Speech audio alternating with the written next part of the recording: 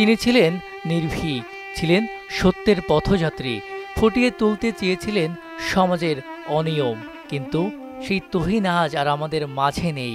হত্যা করা হয়েছে তাকে নির্মমভাবে। ঘটনার পরপরই আইন শৃঙ্খলা বাহিনী অভিযানে নামে। সন্দেহভাজন কয়েকজনকে আটক করা হয়েছে, তদন্ত চলছে। কিন্তু প্রশ্ন রয়ে গেছে, এই হত্যার পিছনে কারা, কেন?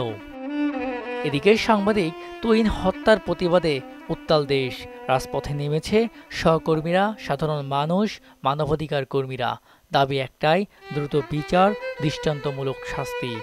আমি আইন শৃঙ্খলা বাহিনীর কাছে আবেদন জানাবো, যারা এই ধরনের কর্মকাণ্ড ঘটিয়েছে তাদেরকে দ্রুত যেন বিচারের আয়ত্তে আনা হয় এবং সর্বোচ্চ শাস্তি ফাঁসি দেওয়া হয়। এলাকাবাসী বলতে আমরা প্রতিবেশী এলাকাবাসী, আমরা সবাই খুব এই ব্যাপারে মর্মাহত এবং কষ্টান্বিত। আমরা এটার বিচার চাই সরকারের কাছে।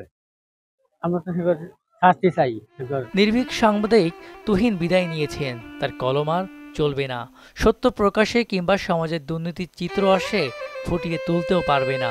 আর তার সাহসী শরীর এখন শায়িত হয়েছে কবরে। তুহিনের বিদায়ে কান্নায় ভেঙে পড়েছে তার পরিবার, সহকর্মীরা।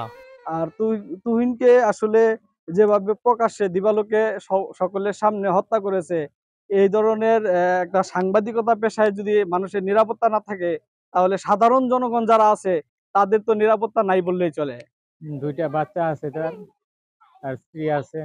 এখন এই অবস্থার মাঝখানে অল্প বয়সের সন্তান বাচ্চা দুইটা নিয়ে কোথায় যাবে, কি করবে, কিভাবে চলবে?